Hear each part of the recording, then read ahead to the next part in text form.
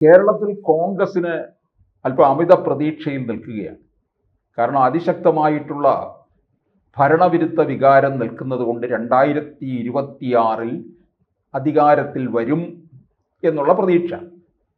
അതേസമയം BJP കേരളത്തിൽ space ഉണ്ടാക്കുന്നു എന്നും അവർക്ക് കൃത്യമായി അറിയാം. ഈ ഭരണവിരുദ്ധ വികാര വോട്ടുകളെല്ലാം രണ്ടായി സ്പ്ലിറ്റ് ചെയ്ത് പോകാനുള്ള സാധ്യതയുമാണുള്ളത്. സാധ്യതയല്ല, അങ്ങനെ തന്നെ ആയിരിക്കും സംഭവിക്കുക. അപ്പോൾ ഒരുപക്ഷെ അധികാരം കിട്ടിയാൽ പോലും വലിയൊരു ഭൂരിപക്ഷത്തിലേക്കൊന്നും പോകാൻ സാധ്യതയുമില്ല എന്നുള്ളതാണ് തെളിയുന്നത്. 2024 ലോക്സഭാ കണക്കനുസരിച്ച് നോക്കുമ്പോൾ BJPക്ക് വലിയ മുന്നേറ്റം ഉണ്ടാക്കാൻ കഴിഞ്ഞു. ആ മുന്നേറ്റം അവർ തുടർന്നാൽ അവർ പിടിക്കാൻ പോകുന്ന സീറ്റുകളും പലപ്പോഴും UDFന് കിട്ടേണ്ടതായ സീറ്റുകൾ തന്നെയാണ്. അതുകൊണ്ട് തന്നെയാണ് കോൺഗ്രസിന് ഒരു അങ്കലാപ്പ്. പക്ഷെ എന്നാലും കോൺഗ്രസിനകത്ത് ആരും തന്നെ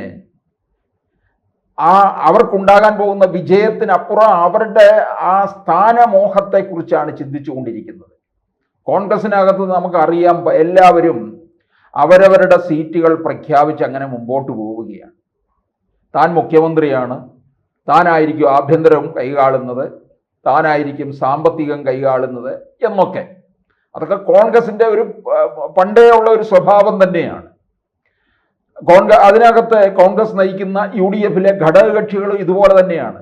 അവർ സ്വയം പ്രഖ്യാപിക്കും അവർക്ക് എത്ര സീറ്റിൽ മത്സരിക്കണം എന്നുള്ളത്. ഏതൊക്കെ സീറ്റാണെന്ന് അവർ തീർച്ചപ്പെടുത്തും. അങ്ങനെ പ്രഖ്യാപിച്ചു പോയതാണ് ലീഗ്. അവരുടെ 5ാം മന്ത്രിസ്ഥാനവും എല്ലാം അങ്ങനെ തന്നെയായിരുന്നു. ഇപ്പൊ കോൺഗ്രസിനകത്ത് നമുക്കറിയാം, മുഖ്യമന്ത്രിയാകാനായിട്ട് നിരവധി പേര് വേഷം കെട്ടി നിൽക്കുകയാണ്. VD സതീശൻ, ഇപ്പോൾ നിറഞ്ഞു നിൽക്കുന്നത് VD സതീശനാണ്. സർവ്വതാ യോഗ്യനായിട്ടുള്ള രമേശ് ചെന്നിത്തല. അല്പ ആരോഗ്യ പ്രശ്നങ്ങൾ ഉണ്ടെങ്കിലും K സുധാകരൻ എന്താണ് പ്രശ്നം? ഇപ്പോൾ സ്ഥാനമൊന്നുമില്ലാതെ നിൽക്കുന്ന, പലപ്പോഴും പലയിടങ്ങളിലും കോൺഗ്രസിന്റെ രക്ഷകനായി പോയിട്ടുള്ള K മുരളീധരൻ എന്താണ് കുഴപ്പം? മുഖ്യമന്ത്രി സ്ഥാനത്തിന് സർവ്വതാ യോഗ്യനല്ലേ? ഇനിയും ശശി തരൂർ എന്താ? മികച്ച ഒരു നയതന്ത്ര വിദഗ്ധൻ എന്നുള്ള രീതിയിൽ ഇപ്പോൾ ഇങ്ങനെ നിൽക്കുകയാണ്. അദ്ദേഹം കേരളത്തിലേക്ക് മുഖ്യമന്ത്രി സ്ഥാനത്തേക്ക് വന്നാൽ പുതുതലമുറ 2 കൈയും നീട്ടി സ്വീകരിക്കുമെന്നുള്ളതാണ്. അങ്ങനെ പലരും ഇങ്ങനെ വേഷം കെട്ടി നിൽക്കുകയാണ്. ഇനിയും പഴയ തലമുറയിൽ നിന്ന് നോക്കിക്കഴിഞ്ഞാൽ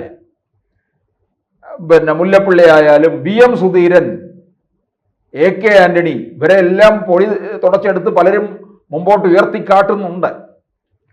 അപ്പോൾ AK ആന്റണി മുതൽ ഇങ്ങനെ ഷാഫി പറമ്പിൽ വരെ നിൽക്കുകയാണ്. അപ്പൊ ഇങ്ങനെ നിരവധി പേര്. അപ്പൊ എന്തായാലും ഒരുപക്ഷെ വിജയം ഉണ്ടായിക്കഴിഞ്ഞാൽ ഈ മുഖ്യമന്ത്രി സ്ഥാനത്തിന് വേണ്ടി ഒരു കലഹം ഇവിടെ ഉണ്ടാകും, ഉറപ്പാണ്. അങ്ങനെ വരുമ്പോൾ നമ്മൾ ഇനി വിട്ടുപോയ ഒരു പേരുണ്ട്.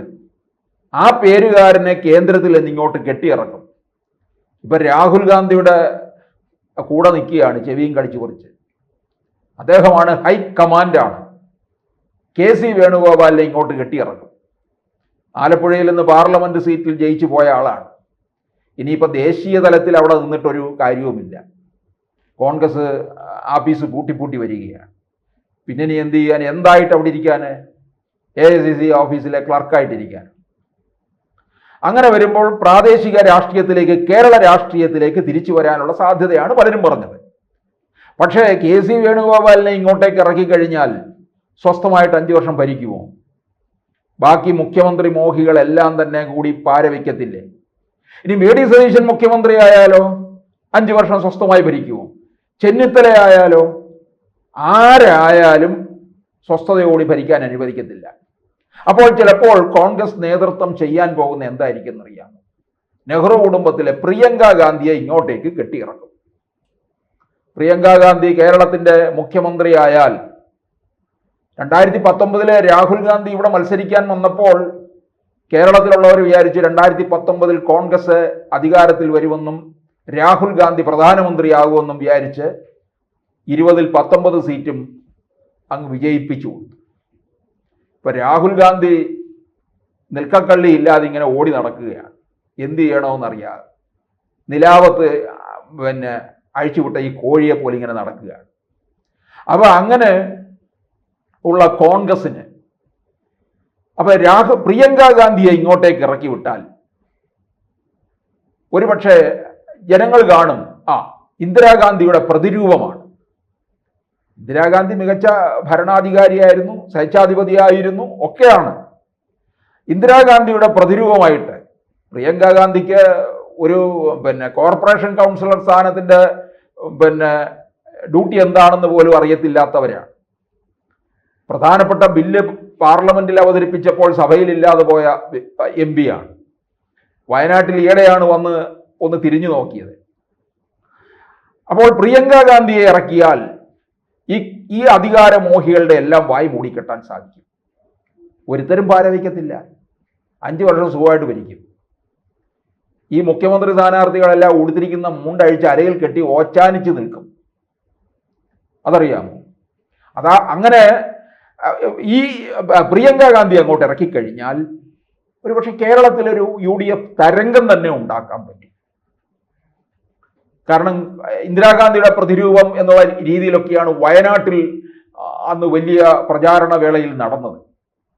അത് ഭൂരിപക്ഷം കൂട്ടി. രാഹുൽ ഗാന്ധിയേക്കാൾ ഭൂരിപക്ഷം കൂടുതലായിരുന്നു പ്രിയങ്ക ഗാന്ധിക്ക്. വയനാട്ടിലെ 7 പാർലമെന്റ് മണ്ഡലത്തിലെ 7 നിയമസഭാ മണ്ഡലങ്ങളിൽ എവിടെയെങ്കിലും ഒരിടത്ത് കൊണ്ട് നിർത്തിയാൽ മതി. കോൺഗ്രസിലെ ഏത് കുറ്റിച്ചൂലിനെ കൊണ്ടുവന്ന് നിർത്തിയാലും ജയിക്കുന്ന ഇടമാണ് വയനാട് പാർലമെന്റ് മണ്ഡലം. അപ്പോൾ കാരണം രാഹുൽ ഗാന്ധിയൊക്കെ എന്തുകൊണ്ടാണ് അവിടെ വടക്കേ ഇന്ത്യയിൽ നിന്ന് കുറ്റിയും പറിച്ച് ഇങ്ങോട്ടേക്ക് പോകുന്നത്? ഇവിടെ വന്നു നിന്നാൽ, വയനാട്ടിൽ വന്നു നിന്നാൽ ജയിക്കാം. വയനാട്ടിൽ രാഹുൽ ഗാന്ധി വന്നപ്പോൾ സിദ്ദിഖ് അവിടെ പോസ്റ്റർ എഴുതുകയും ചുവരെഴുതുകയും ഒക്കെ ആയിരുന്നല്ലോ. പഞ്ചപുച്ഛ മടക്കി മാറിക്കൊടുത്തില്ലേ? പ്രിയങ്ക ഗാന്ധി വന്നപ്പോൾ ഉപതെരഞ്ഞെടുപ്പിലൂടെ പഞ്ചപുച്ഛ മടക്കി കോൺഗ്രസ്സുകാർ നിന്നില്ലേ? അതുപോലെ മുഖ്യമന്ത്രിയായിട്ട് വരുമ്പോഴും പഞ്ചപുച്ഛ മടക്കി നിൽക്കും. തൊടില്ല, പാരവയ്ക്കാൻ പറ്റില്ല. അപ്പോൾ അത്തരത്തില് കോൺഗ്രസ്സുകാർ ഒരു മുന്നേറ്റം കേരളത്തിൽ നടത്താൻ കഴിയുമെന്നുള്ളതാണ്. പ്രിയങ്ക ഗാന്ധിയെ മുൻനിർത്തിക്കൊണ്ട് കേരളത്തിൽ ഒരു UDF തരംഗം ഉണ്ടാക്കിയെടുക്കാൻ കഴിയും. അതായിരിക്കും ഇത് കോൺഗ്രസിന്റെ ഇതൊരു വലിയൊരു നീക്കമായിരിക്കും ഉണ്ടാകാൻ പോകുന്നത്. അപ്പൊ ചോദിക്കും, വയനാട്ടിൽ ഉപതെരഞ്ഞെടുപ്പ് വരില്ലയോ? വയനാട്ടിൽ ഉപതെരഞ്ഞെടുപ്പ് വരും. പാർലമെന്റ് സീറ്റില് അത് ഉറപ്പാണല്ലോ. അത് വേറൊരു കോൺഗ്രസ്സുകാരനിൽ ഒരാൾക്ക് കിട്ടട്ടെ. അവിടെ ഏത് കോൺഗ്രസ്സുകാരനും ജയിച്ചു പോകുമെന്നുള്ളത് ഉറപ്പാണ്. അപ്പോൾ തീർച്ചയായിട്ടും ഇവിടുത്തെ അധികാരമോഹികൾ മുഴുവൻ പഞ്ചപുച്ഛമടക്കി മാറുകയും ചെയ്യുമെന്നുള്ളതാണ്. കോൺഗ്രസിനുണ്ടാകാൻ പോകുന്ന ഒരു വലിയ മൈലേജ് ആയിരിക്കും പ്രിയങ്ക ഗാന്ധിയെ മുഖ്യമന്ത്രി സ്ഥാനത്തേക്ക് കൊണ്ടുവരുമ്പോൾ ഉണ്ടാകാൻ പോകുന്ന നേട്ടം. ആ നേട്ടം അത് കോൺഗ്രസ് പാർട്ടി ഒന്നടങ്കം എടുത്തു കഴിഞ്ഞാൽ ഇവർക്ക് കേരളത്തിൽ വൻ നേട്ടം കൊയ്യാൻ സാധിക്കും.